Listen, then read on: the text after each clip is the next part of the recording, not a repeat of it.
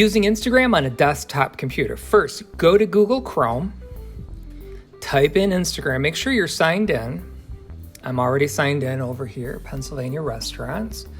Go into the upper right corner, hit More Tools, and then go down to Developer Tools. And we're gonna go up and click the toggle for mobile. And you'll know that you're in it with that little change in the mouse. It changed that gray circle. But you need to hit refresh. And then you'll notice at the bottom of the page right there, you now have the ability to upload.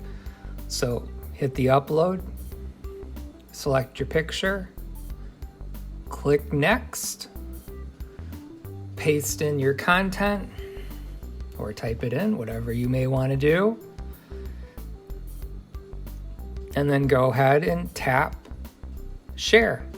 And that's it. That's all you have to do to use Instagram on a desktop computer for your business.